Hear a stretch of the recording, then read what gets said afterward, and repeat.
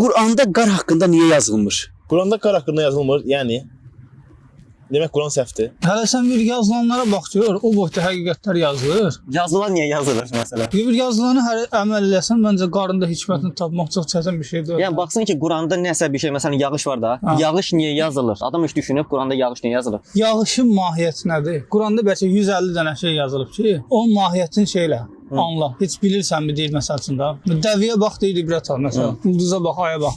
Sən bir onu həqiqətən baxıb ibrət almısan, bir onun mahiyyətini anlamısan. Onu baxıb anlasa, o zaten bunu da anlayacaq. Bunu da anlayacaq. Zaten o mahiyyətini anlamışıqsa bu sualı verməməli. Demək adam hələ yazılanı başa düşmür. Allah demək ki, az bir şeylə çox məsələni anlada bilib. Məsələn, mən Allahın nə anlatmaq istədiyini bir dəvədən, bir yağışdan tuta bilirəm da. Məsələn, sən qara ehtiyac duyursan, mən qara ehtiyac duymadan yağışdan tuta bilirəm. Pingvinə ehtiyac duymadan dəvədən. O mənaları mənə tam çatdıra bilir. Bir də başqa problemlər çıxacaqdı. Məsələn adam pingvindən məsələn nə yazır? Elə 7-ci əsr ərəb Həzrət Muhammed gəldi, Allah təkdir, cənnət var, cəhənnəm var. Birdən-birə sən bunun üçün nə dəlil gətirsin deyirsən? Yağışdan dəlil gətirəndə ağla batandı, dəvədən dəlil gətirəndə ağla batandı. Yəni bunlar yüngül dəlillərdir. Amma sənə elə bir dəlil gətirsə ki, pingvinə baxın, Allahın əzəmətini anlayın. Deyəcəklər ki, ya Muhammed, Allaha itər inanırdıq, nə bilim cənnət cəhənnəm də bu ağla batandı, amma bu pingvin nədir?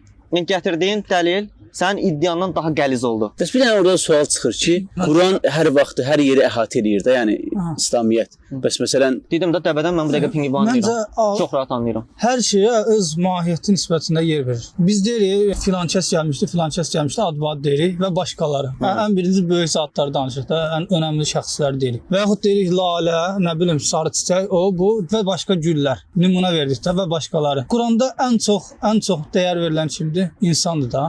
İnsan, Allah bizə özünü tanıdır birinci. Allahdan bəhs edir və insandan danışır da. Yəni insana bir yol öyrədir. Orada mahiyyəti nisbətində dünyadan danışır. Qarışqaya orada nə qədər yer verməlidir? Bir qarışqa nisbətində. Yağışa yer veribsə, qar da zaten o qəbildəndir da, yəni. O nisbət başqaları. Durub bir-bir hamısını sayası deyil ki. Saysa zaten bütün nemətləri saymalıdır, ona desən. Onda sən gərək 7 milyon səhifəlik bir kitab olaydı. Bir-bir hamısını oxuyaydı. Mahiyyəti nisbətində də zaten əsas nədir? Mərkəzdə kimdir? İnsan və Allahın rabitəsidir də orada, yəni bağlılığı. Bizə Allahdan danışır. Dünya nisbətində qədər yenə yer verir və gedəcəyimiz əsas yer haradır? Axirətdir. Dünya nə qədər ki, az bir vaxt yaşayırıq dünyada. Əsas nədir? Axirət. Əsas oradan bəhs edir yəni. Dünya axirətə nisbətən bir kölgə kimidir. O qədər bəhs eləməlidir dünyada. Və yaxud Allah özündən bəhs edir yəni. Onu anlamalıyıq biz. Öz mahiyyətimizi, bir də hər şeyin mahiyyətini, dəyər nisbətini anlamalıyıq. Bir saymalı deyil məncə yəni. Məsələn, adam deyir ki, Quranda niyə pingvin yoxdur?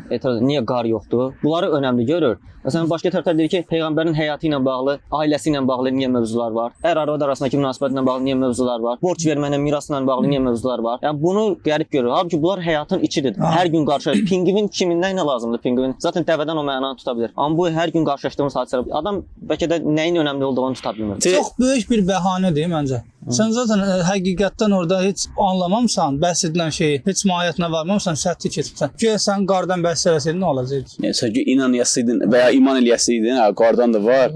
Qardan danışır. Başqası desə, niyə başqa şey yox? Və yaxud hər bir varlıqdan yenə də deyirəm, hər bir varlıqdan bəhs eləsəydik bir-bir. Neçə milyon növ canlı. Onda sən heç vaxt oxuya bilməzsən. Onda da onu bəhanə eləsəydin, mən heç birini oxuya bilməm.